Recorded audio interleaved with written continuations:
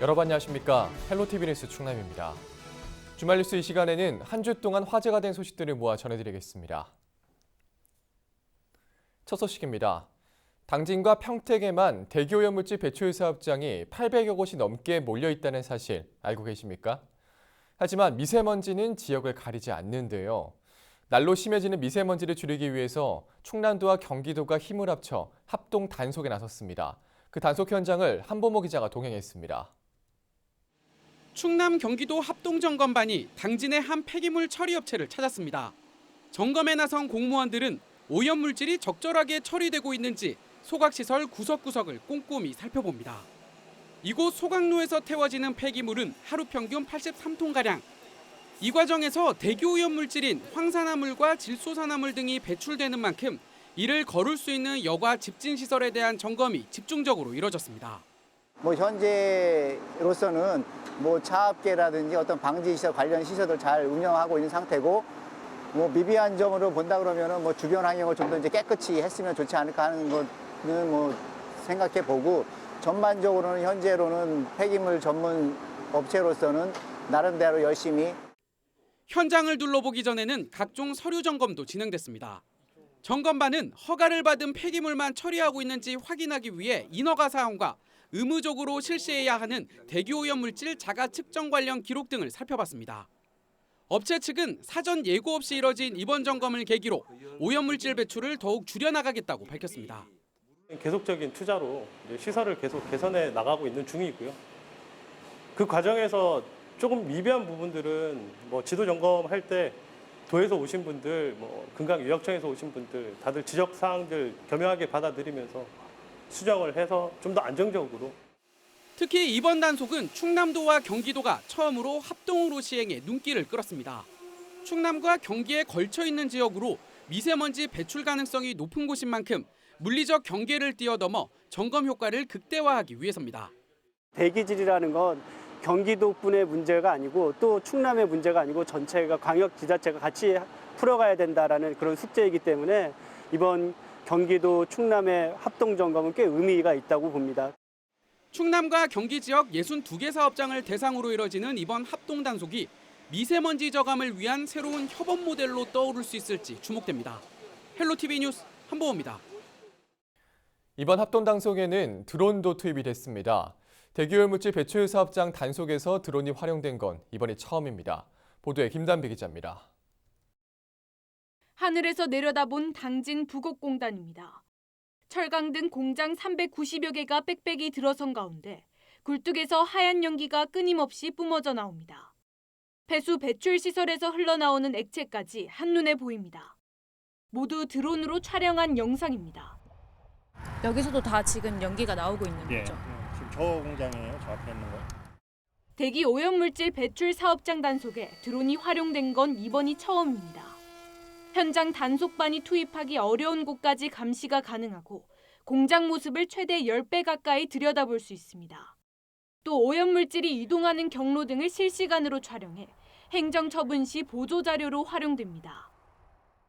날짜랑 시간이랑 영상이 찍히는 그 타임이 나오기 때문에 그때 당시에 그 환경보전과 쪽에서 밑에서 검사한 시간대와 저희 드론 영상에서 나오는 연기와 비교를 했었을 때 이때 당시 두 가지의 자료를 다 취합을 한다면은 그 환경적인 부분에 대해서 조금 더 보조적인 자료로 활용할 수 있을 것 같습니다.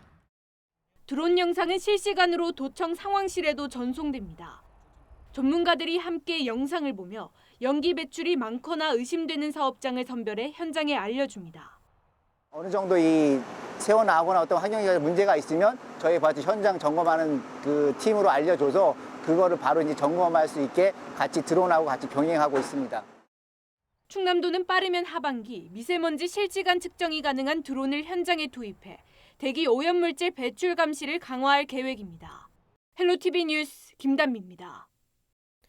지난주 서산의 한 도로에서 페놀이 유출되는 사고가 발생한 이후 대응 과정이 부실했다는 지적이 나오고 있습니다.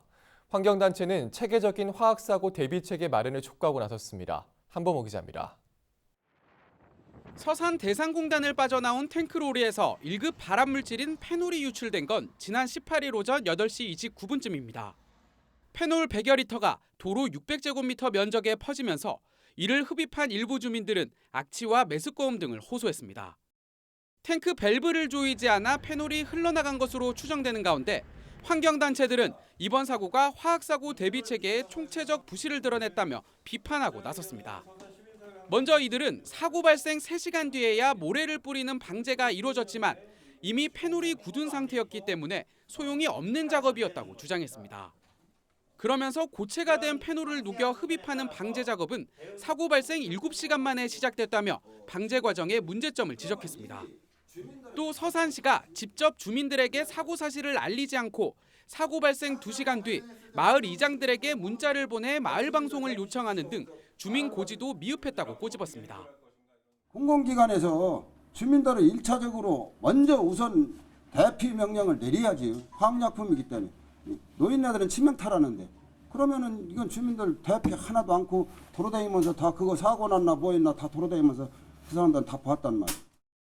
사고 다음 날 서산시가 대산공단 6개 기업과 가진 긴급 대책회의도 도마 위에 올랐습니다.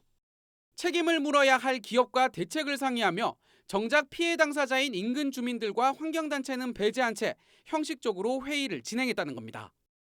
이 당시에 구체적인 문제가 무엇이었고, 그래서 우리가 이 관리 계획에 어떠한 점을 삽입하겠다라고 하는 입장을 제시하는 것이 훨씬 더 책임 있는 자세였다라고 생각합니다. 오히려 금요일 대책회의는 그냥 그런 것이 아니라 구체적인 답변을 제시하는 것이 아니라 기업 책임을 져야 한 기업에게 어떤 면죄부를 주는 대책회의에 불과했다.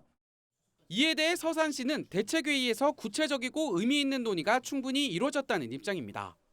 앞으로 그 안전관리 교육에 대해서 강화해 줄 것과 또 안전물질을 반출 시에는 꼭 안전 전담 책임자를 운영해서 전담 책임자 확인 하에 반출될 수 있도록 이렇게 하도록 조치를 했고요. 또한 그 사고 발생 시에 대비해서 화학물질별 방제 장비를 구입하도록 이렇게 당부를 했습니다. 또 서산시는 산불 진화 차량 등을 이용해 주민들에게 직접 사고 소식을 알리고 화학물질별 특성에 따른 매뉴얼을 보강하는 등 화학사고 안전대책을 추진하겠다고 밝혔습니다. 환경단체들은 이번 사고가 부실한 대응 시스템을 여실히 보여준 만큼 관계당국의 대비체계 구축과 함께 주민 감시 권한 확대 등을 촉구했습니다. 잊을만 하면 터지는 화학사고에 주민들의 불안감이 높아지고 있는 가운데 사고 예방은 물론 체계적인 사후 대책 마련을 요구하는 목소리가 커지고 있습니다. 헬로티비 뉴스 한보호입니다. 육지도 문제지만 바다에서 발생하는 해양 쓰레기도 골칫거리입니다. 해안으로 떠밀려온 쓰레기에 바다도 쓰레기 전쟁을 치르고 있는데요. 충남에선 매년 1만 톤 이상의 해양 쓰레기가 수거될 정도로 심각합니다. 취재 김단배 기자입니다. 마구잡이로 뒤섞인 쓰레기들이 산더미처럼 쌓여 있습니다. 가까이 가보니 악취가 진동하고 주변엔 날파리가 들끓습니다. 온갖 쓰레기가 뒤섞여 있는 이곳은 태안 말리포 인근에 위치한 쓰레기 적치장입니다. 자세히 보면 스티로폼 부표부터 그리고 실제로 고기잡이에 사용된 그물과 어망까지 다양한 쓰레기들이 한데 모여 있습니다. 모두 말리포 해수욕장 인근으로 떠밀려온 해양 쓰레기들입니다. 한쪽엔 조류에 떠밀려 오거나 관광객들이 버리고 간 생활 쓰레기도 수두룩합니다. 대부분 육지에서 흘러온 쓰레기로 페트병부터 비닐까지 이곳에 있는 쓰레기의 70%를 생활 쓰레기가 차지하고 있습니다. 엄청 많아요. 상상도 못할 정도로 많이 왔어요. 그래서 저기 트랙터 제 끌고 가서 같이들 했거든요. 너무 많아요. 모래사장이 쌓일 때가 많아요. 백사장이 까말 때가 많거든요. 충남에서 수거되는 해양 쓰레기는 해마다 증가하고 있습니다. 지난 2015년 7,500여 톤에서 지난해엔 16,000여 톤으로 3년 동안 2배 이상 증가했습니다. 전국적으로는 연간 18만 톤의 해양 쓰레기가 발생하는 것으로 추정됩니다. 쌓여가는 해양 쓰레기에 지자체도 비상이 걸렸습니다. 태안에서 쓰레기 처리 비용으로 투입되는 예산만 연간 40억 원. 하지만 해양 쓰레기의 특성상 염분 때문에 대부분 소각되고 일반 쓰레기와 비교해 처리 단가도 비싸 부담입니다. 또 지역에 상관없이 광범위하게 발생하다 보니 수거하기도 만만치 않습니다.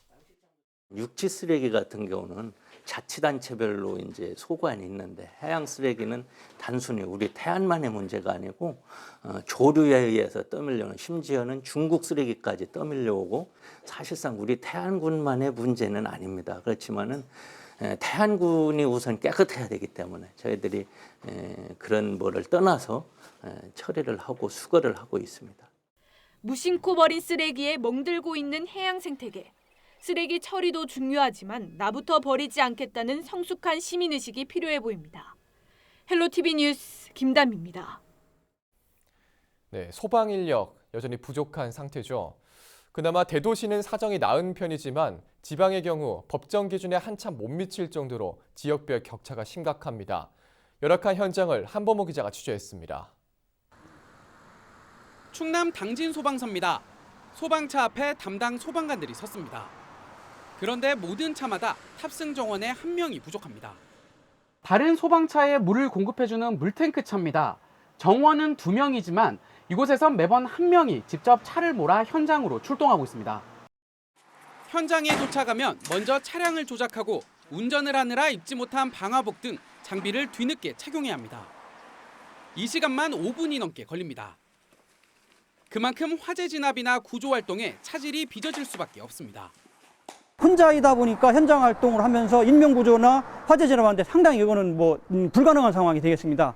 그래서 다행히 4명이 탑승이 됐다. 그러면 아까 말씀드린 인명구조 화재 진압이 신속하게 이루어질 수 있지만 그런 체계가 갖춰지지 않기 때문에 상당히 곤란한 상황이 직면해 있습니다. 법정 기준 대비 소방 인력은 전남이 가장 적은 60%로 제주와 충남이 그 뒤를 잇고 있습니다. 반면 대전과 서울 등 대도시는 90% 안팎의 비교적 높은 수준을 유지하고 있습니다. 이렇게 지역 간 소방 인력이 차이나는 이유는 소방관들이 속한 시도의 재정 상황이 모두 제각각이기 때문입니다. 이로 인해 피복비와 출장비 등 소방관 1인당 연간 경비도 서울과 지방이 뚜렷한 차이를 보이고 있습니다. 이런 격차를 해소하고 인력을 충원하기 위해선 안정적인 재원 마련이 필요한 상황. 소방관 국가직 전환을 요구하는 목소리가 커지는 이유입니다. 소방 공무원의 국가직화가 하게 되면은 국가에서 소방 공무원의 인건비의 상당 부분을 부담하게 되어 있습니다. 따라서 인력이 부족한 시도에게 국가에서 인건비의 상당 부분을 지원해주고 지방은 부족한 인력을 충원할 수 있습니다. 국가직화를 통해서 서비스의 편차가 줄어들 수밖에 없고요. 소방 인력은 시민들의 안전과 직결된 사안인 만큼 인력 확충을 위한 방안 마련이 시급합니다. 헬로티비 뉴스 한보호입니다. 요즘 주변을 보면 새로 생기는 가게들도 반대로 문을 닫는 상점들도 많습니다. 우리 지역 충남에선 어떤 업종이 가장 많을까요? 정선은 기자가 취재했습니다. 식당과 상가들이 몰려있는 당진 우두동의 한 번화가입니다. 약 200m 거리마다 한 개꼴로 곳곳에 편의점이 눈에 띕니다. 먹자꿀 일대 편의점만 브랜드별로 최소 4개 이상입니다. 실제로 충남 지역의 편의점 수는 1,400여 곳으로 프랜차이즈 업종 중 가장 많습니다. 작은 자본으로 이렇게 일을 시작을 할 수가 있고 본사의 지원이라든가 그런 게 좀 체계화가 되어 있으니까 조금 경험이 없어도 이제 인생의 연륜만으로도 이렇게 접근을 할 수 있는 장점은 있는 것 같아요. 대신에 이제 워낙 편의점이 많이 생기고 이러니까 수익적인 면에서는 문제가 좀 있지만 그래서 아직도 사람들이 이렇게 하려고 하지 않나 그런 생각은 좀 듭니다. 충남연구원에 따르면 도내에서 가장 많은 프랜차이즈 업종은 편의점에 이어 한식 음식점, 치킨집, 주점, 피자 햄버거 가게 순입니다. 가맹점당 종사자 수가 가장 많은 업종은 피자 햄버거 가게로 평균 4.2명이 일하고 있습니다. 연간 매출액은 편의점이 4억 원으로 가장 많았고 영업이익은 자동차 전문 수리업이 3,700만 원으로 1위를 기록했습니다. 매출액 대비 영업이익률을 보면 김밥 등 분식 업종이 22.6%로 가장 높았고 주점과 치킨집이 그 뒤를 이었습니다. 충남 전체 프랜차이즈 사업체 수는 8천여 곳으로 전국의 약 4%를 차지합니다. 평균 매출액은 243만 원, 영업이익률은 11%로 프랜차이즈가 밀집돼 있는 서울과 인천, 경기 지역보다 다소 높은 수준입니다. 충남에서 최근 3년간 개업한 업소는 모두 4만 3천여 곳. 폐업한 곳은 19,000여 곳입니다. 가게 2곳이 생길 때 한 곳은 문을 닫는 셈입니다. 개업업소가 많은 상위 지역엔 논산 취암동과 홍성 홍성읍, 천안 신안동이 포함됐습니다. 개업을 많이 하는 지역이 폐업도 많았습니다. 천안 신안동과 논산 취암동, 예산 예산읍은 폐업업소가 많은 상위 지역에 이름을 올렸습니다. 헬로티비 뉴스 정선영입니다. 약 3주 전 공주의 한 아이가 대전에 있는 병원에서 홍역 확진 판정을 받은 이후 대전 지역 홍역 환자가 최근까지 급속도로 늘어나고 있습니다. 충남도 비상대응체계를 가동하는 등 비상이 걸렸습니다.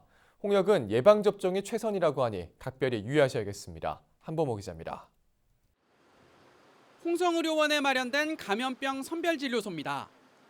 전염 위험성이 높은 만큼 일반 병동과는 아예 분리된 곳에 위치해 호흡기 감염을 막을 수 있는 음압 병실 등을 갖추고 있습니다.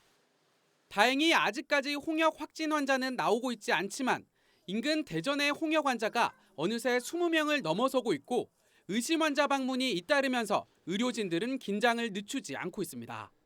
의심 환자는 몇 번 오셨었는데 확진 환자는 없었고요. 의심 환자가 오면 원내 진입을 하지 않게 하고 외래 격리 선별진료소 입구에서 직원이 이제 나와서 의심된다 생각을 하면 마스크를 일단 제공하고 이제 선별진료소로 안내를 합니다.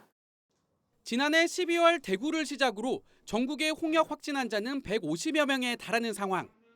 충남에선 공주에 사는 생후 7개월 여아가 최초 확진 판정을 받은 이후 현재까지 홍역 환자는 발생하지 않고 있지만 192명에 달하는 접촉자가 서천을 제외한 도 전역에 퍼져 있는 만큼 충남도도 비상이 걸렸습니다. 14개 시군보건소에서 접촉자에 대한 전화나 문자로 모니터링 중인데 아직 별다른 이상은 없는 상태이고요. 만약 접촉자 중에 열이 나거나 유증상자는 가까운 선별의료기관을 방문, 검사를 시행하도록 조치하겠습니다. 홍역을 예방할 수 있는 최선의 방법은 예방접종입니다. 백신이 자폐증 등 부작용을 일으킨다는 정보가 돌고 있는 것에 대해선 질병관리본부는 사실이 아니라고 밝혔습니다. 면역력이 없는 영유아나 또는 성인들에게는 반드시 2차례에 걸친 예방접종이 권장됩니다. 1회 접종 후 면역력이 떨어지기 때문에 2회 접종을 해야지 97% 이상의 항체 양전율을 얻을 수가 있고요. 1세 이후에 1차 접종을 하고 4, 6세 때 2차 접종을 하게 됩니다. 의료인이라든지 면역력이 저하되거나 아니면 유행지역으로 해외여행을 가신 분들은 MMR 접종을 4주 간격으로 2회 시행하시면 되겠습니다. 홍역 예방을 위해선 비누를 사용해 손을 자주 씻고 휴지나 옷소매로 입과 코를 가리고 기침을 하는 등 개인 위생 수칙을 지키는 것도 중요합니다. 발열과 발진 등 홍역 의심 증상이 나타나면 마스크를 착용한 채 대중교통은 이용하지 말고 가까운 의료기관에 가서 진료를 받아야 합니다. 헬로티비 뉴스 한보호입니다. 외자 유치를 위해 해외 출장길에 나섰던 양승조 도지사가 귀국 후 성과를 발표했습니다. 이번 순방에서 6천억 원 이상의 투자 유치 협약을 체결했습니다. 취재 김단비 기자입니다. 글로벌 기업 유치를 위해 지난 15일부터 2박 5일간 미국과 프랑스 출장길에 나섰던 양승조 도지사. 총 3개 기업과 6,100억 원 규모의 투자 유치 협약을 체결했습니다. 이번 협약에 따라 석유 가스 분야 세계 4위의 프랑스 토탈과 한화의 합작 기업인 한화토탈은 서산 대상공장 내 잔여 부지에 나프타 분해 시설 등을 증설합니다. 프랑스 최대 규모 회사인 토탈사와의 협약으로 앞으로 5년간 생산 유발 효과는 16조 원에 달할 것으로 기대됩니다. 또 천안 외투 지역 내 비어있던 공장엔 반도체 소재 물질 생산 시설이 들어서고 수소를 공급하는 가스 생산업체의 투자로 산소 탱크 등 산업용 가스 제조 설비가 증설됩니다. 우리 충청남도가 대한민국 17개 시도 중에서 수소 경제를 선도하고 있으며 수소 충전소 등 수소 경제 실현을 위한 인프라 구축 계획도 가지고 있음을 충분히 설명하였고 에어 프로덕트사에서는 관련 투자에 큰 관심을 표명하였습니다. 충남도가 2년 동안 공들여온 당진시 송산 외국인 투자 지역에 대한 투자도 성사될지 기대가 모아집니다.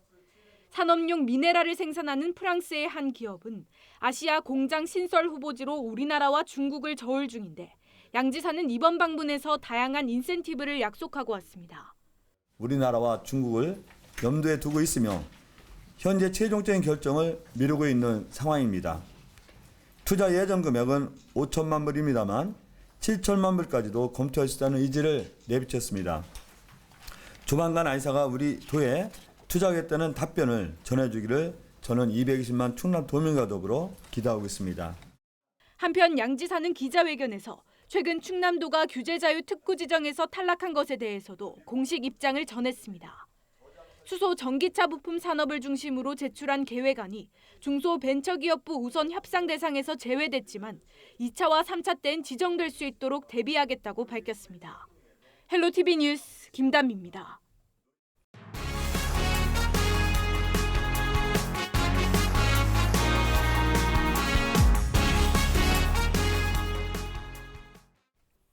충남방송이 2019년 1분기 지역채널심의위원회를 지난 24일 개최했습니다.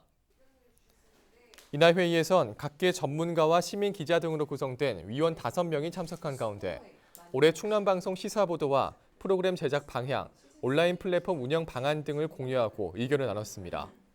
위원들은 민원25와 우리 지역 의원 발언대 등 뉴스 코너를 확대해 주민들의 제보와 참여를 독려해야 한다고 강조했습니다. 이 밖에도 신문과 같은 다른 매체와의 협업을 통해 다양한 소식들을 전하고 차별화된 방식으로 지역성을 구현하는 방안도 제안했습니다.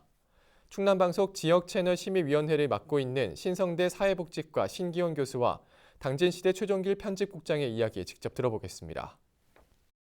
제가 좀 인상 깊게 봤던 거는 그 군의원들이 직접 이렇게 또 나서서 인터뷰를 하는, 그래서 또 민원을 해결하는 뭐 그런 코스 같은 거는 보니까 나름대로 많은 또 고민들을 하고 있구나, 우리가 지역 채널에서도 그런 생각이 좀 들었다는 말씀을 좀 드릴게요. 충남방송이 이제 아무래도 권역이 좀 넓다 보니까 지역의 여러 가지 이슈들을 커버하기가 쉽지 않은 부분들이 있는데, 이런 부분들은 지역 언론의 기자들과 같이 협업하면서 해결해 나갈 수 있는 방안이 되지 않을까 생각하고 있습니다.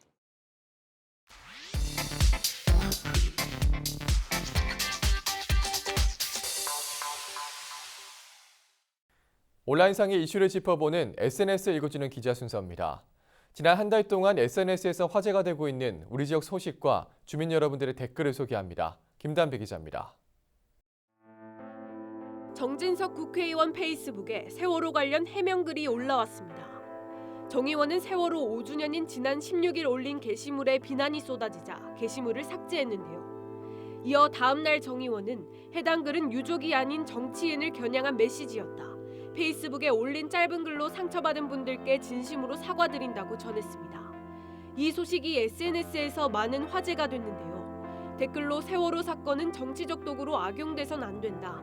비극적인 사건을 정치적으로 이용하는 자들이 문제라는 반응이 잇따랐습니다. 또 충분히 공감한다는 댓글도 있었던 반면 뻔뻔한 해명 징글징글하다는 의견도 있었습니다. 충남도가 전국 최초로 24시간제 어린이집을 개원했습니다. 옛 도지사 관사가 아이들을 위한 보육 공간으로 새롭게 탈바꿈한 건데요. 충남도는 페이스북에 시간 단위로 아이를 맡길 수 있는 맞춤형 보육 서비스를 23일부터 제공한다고 전했습니다. 주간 시간제는 오전 9시부터 오후 6시까지, 야간 시간제는 오후 6시부터 다음날 오전 9시까지 이용 가능합니다. 댓글로 한 주민은 장안일이지만 왠지 도청 근처에만 혜택이 간다는 느낌이라며 더 많은 도민이 이용하도록 충남 전역에 개원해달라는 의견 주셨습니다. 마지막으로 성일종 국회의원 페이스북입니다. 성 의원은 지역 특산물을 해당 지역 대형마트가 공급하도록 하는 유통산업발전법 개정안을 대표 발의했다며 해당 소식을 페이스북에 올렸는데요. 개정안이 통과되면 일정 규모 이상의 대형마트를 보유한 지자체장은 대형마트로 하여금 해당 지역 특산물을 품목별 상품의 10% 이상으로 구성하도록 권장할 수 있게 됩니다. 해당 소식은 지역 주민들에게 큰 관심을 받았는데요. 서산은 지금 마트 천국이라며 농민들이 정말 어렵고 가여운 상황이라는 댓글부터 지역과 상생하는 대기업들의 모습을 고대한다는 반응도 이어졌습니다. 충남방송이 페이스북에 이어 유튜브 채널 헬로충남을 새로 개설했습니다. 헬로충남을 검색하시고 구독 버튼을 눌러주시면 우리 지역의 핫한 이슈와 다양한 생활 정보들을 생생하게 만나보실 수 있습니다. 지금까지 SNS 읽어주는 기자였습니다.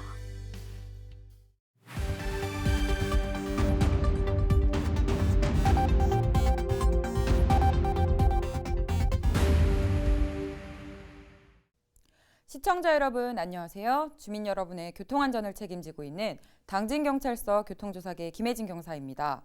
사고 현장이 담긴 블랙박스 영상을 통해 교통안전 수칙을 점검해 보고 있는데요. 오늘의 첫 번째 영상부터 만나보겠습니다. 지난 2월 대전 통영고속도로 블랙박스 차량은 1차로를 달리고 있는데요. 2차로를 달리는 트럭 아래서 무언가 날아듭니다. 트럭이 밟고 지나가면서 튀어오른 돌멩이인데요. 전면 본네트와 유리에 충격을 가하고 사라집니다. 최초 낙하물을 떨어뜨린 가해 차량을 찾는 게 쉽지 않기 때문에 밟아서 튀어오른 낙하물로 피해를 입힌 경우 밟은 차량에게 피해배상 책임을 물고 있는데요. 도로 위의 시한폭탄이라 불리는 낙하물은 타인의 목숨을 위태롭게 하고 언젠가는 나도 그 피해자가 될 수 있습니다. 언제 어디서 나타날지 모를 낙하물에 대비해 항상 규정 속도를 지키고 앞차와의 안전거리를 준수하는 운전 습관을 가져야 하겠습니다. 계속해서 다음 영상 함께 보시죠. 지난 2월 20일 오후 5시 40분경 태안의 한 도로에서 일어난 사고 영상입니다. 블랙박스 차량 전방에서 두 차량이 충돌하는 장면이 목격됐는데요. 마주오던 차량이 중앙선을 침범하면서 정면 충돌, 가해 차량 운전자가 사망한 안타까운 사고입니다. 졸음운전이나 음주운전 혹은 운전 중 딴짓 등으로 인한 중앙선 침범 사고가 빈번하게 일어나고 있습니다. 중앙선은 단순한 선이 아니라 운전자들의 생명선이라는 점 절대로 잊지 말아야 하겠습니다. 다음 영상 이어서 보겠습니다. 가로등 하나 없이 어두운 시골길, 무단횡단하던 보행자가 달리던 차량에 그대로 치이고 말았습니다. 시야 확보가 어려운 시간대 특히 많은 보행자 사고가 일어나는데요. 차대 보행자 사고의 대부분은 무단횡단 사고로 분석됩니다. 밤 시간대 차량 통행이 많지 않은 시골길을 지날 경우 속도를 줄이고 주변을 살피는 방어 운전을 당부드립니다. 지금까지 블랙박스로 본 교통안전 김혜진 경사였습니다.